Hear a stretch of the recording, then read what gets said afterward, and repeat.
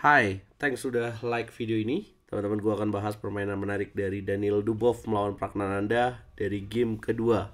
Ini mencari yang terbaik ya dari dua game catur klasik. Kalau seri, mereka lanjut lagi ke format berikutnya. Apakah gamenya sesuai ekspektasi kita? Langsung aja kita bahas, guys. Jangan lupa di like dulu, di share, dan di subscribe, dan nyalakan lonceng notifikasi kalian. Gabung RL Chess Academy, guys, kalau lu pengen jago main catur. Dimulai dengan D4, Daniel Dubov, kuda F6, kuda F3, D5. Kita pasti berharap Dubov mainin pembukaan andalannya ya, Katalan. Tapi ternyata dia lebih pilih C4, E6, kemudian kuda C3, bukan G3. Kayaknya masih disimpan dulu nih.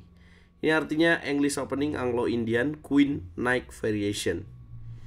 Hitam bishop ke petak B4, putih bishop G5. Karena perubahan posisi, akhirnya menjadi transpose, berpindah ke opening Queen Gambit Decline, Ragozin Defense. Hitam makan pion C4, putih M4, setup pion center. Hitam C5 ganggu pion center, putih ambil pion C4. Hitam makan D4, dimakan balik pakai kuda, bishop C3, dimakan lagi, dan kemudian Queen A5, ancam bishop, ancam pion, kuda ancam pion. Dubov lebih pilih kuda B5, membiarkan hitam mengambil pion E4, dan kemudian ada langkah brilian yang dia mainkan. Tebak apa langkahnya? Queen D4. Membiarkan hitam ngambil bishop di sini. Kalau diambil, maka Queen makan G7, ancam benteng, ancam kuda. Benteng geser F8, Queen ke petak G5, ada ancaman kuda D6 berikutnya. Ini bahaya buat Prak kalau ngelakuin itu. Prak tahu itu dan Prak pilih rokade pendek. Brilian juga. Brilian dibales brilian. Apakah hasilnya seru? Queen makan E4, A6 dimainkan. Langkah great move. Karena dengan langkah ini, kuda yang menjaga pion C3 harus kabur, tapi juga ada ancaman Queen C3 bahaya. Ya, cara terbaik dari Daniel Dubov membiarkan itu dimakan kudanya. Dia mengamankan raja, pion makan kuda, bishop D3. Tujuannya mau checkmate. Oh ya, buat teman-teman yang bertanya-tanya ya, emang nggak ada langkah lain nih? Misal, kuda D6 bahaya nggak? Maka ada Queen G5 juga. Jadi tetap unggul buat hitam. Itulah kenapa pilihnya rokade. Bishop D3 ancam checkmate. F5 dimainkan, Queen E2. Bishop D7, bishop D2. Queen C7, benteng F ke petak E1. Hitam benteng E8. Masuk langkah 18, kita coba lihat dulu nih middle game-nya nih.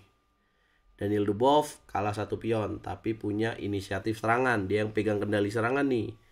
Dengan 2 gajah. Seharusnya ini lebih bagus buat putih karena ini dalam posisi terbuka. Dia dobrak C4, pion makan pion. Gajah makan C4, kuda C6.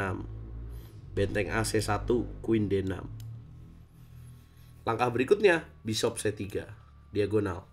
Hitam kuda A5. Nah, disinilah momen krusial. Dubov lumayan mikir lama nih di momen ini. Dia bingung ya kan? Jawabannya apa? Ada beberapa pilihan langkah yang menarik di sini. Ada benteng E ke petak D1 pertama. Kemudian yang kedua ada benteng CD1, yang ketiga gajah D3. Dubov mengambil benteng C ke petak D1. Nah, kenapa sih dia nggak ngambil benteng ED1? Yang lebih menarik sebenarnya adalah benteng ED1 ya. Atau gajah D3. Dubov, coba kita bahas gamenya dulu ya. Benteng CD1, Queen E7. Dan di langkah berikutnya, seharusnya ada langkah yang menarik untuk dimainkan. Karena hitam tadi kuda ke petak K5 tujuannya mau ngambil bishop, putih masih bisa menghindari pertukaran itu terjadi dengan langkah gajah D5.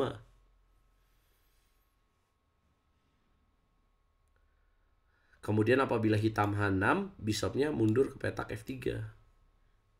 Jadi masih terjaga sepasang bishopnya dan masih seru.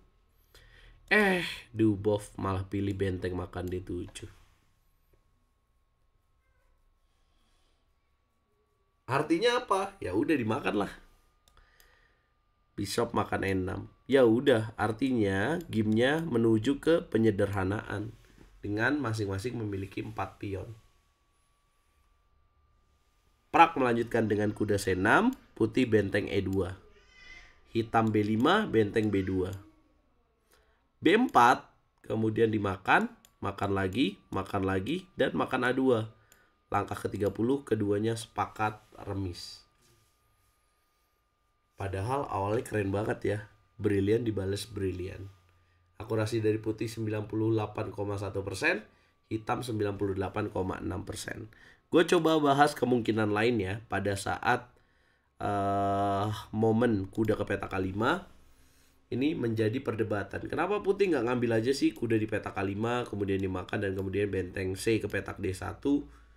Ya tujuannya mau benteng D7 sama juga, remis juga. Kalau misalkan begini ya. Malah ini lebih bahaya karena hitamnya bisa mendapatkan A2 lebih dulu. Makan, benteng A2. Walaupun tetap remis sih ujungnya. Atau teman-teman mungkin pikir ada langkah lain di sini, seperti gajah E5. Kemudian queen ke petak E7, gajah D3 untuk jaga sepasang gajah. Maka hitam akan jawab kuda C6. Coba makan gajah, kalau gajahnya mundur, dia akan setup pion E5. Kalau begini enak siapa guys? Hitamnya jadi gak punya kelemahan lagi ya pada petak E6. Nah yang pasti kayaknya si Daniel Dubois ini punya strategi nih. Dia yakin bisa ngalahin Prak di mode catur cepat. Jadi setelah seri 2 kali ini satu-satu, mereka akan bermain 2 kali format 15 menit dengan bonus waktu 3 detik setiap langkahnya. Kalau nggak ada yang menang juga, mereka akan ke format yang lebih cepat, 10 menit. Kalau nggak menang juga 2 game, format catur kilat sampai akhirnya nanti ibaratnya dalam sepak bola penalti, yaitu Armageddon game. Apa itu? Hitam waktunya lebih sedikit, contoh hitam 4 menit, putih 5 menit. Karena konsekuensi waktu yang lebih sedikit, hitam punya privilege, dia cukup remis saja dianggap menang. Kayak gitu guys. Kita akan nantikan besok tiebreaknya. Mungkin kita bisa live ya, jam 4:30 sore. Siapa prediksi kalian yang bakal lolos ke round 5 dari FIDE World Cup ini? Karena pemain India lain mulai berguguran nih. Apakah Prak bisa lolos ke babak kelima? Buat teman-teman yang belum tahu, Prak menjadi runner up ya di edisi sebelumnya. Dia kalah sama Magnus Carlsen. Tapi Prak juga udah punya tiket lewat FIDE Circuit untuk lolos turnamen kandidat kayaknya. Kasih komentar lu. Jangan lupa like, share, komen, dan subscribe.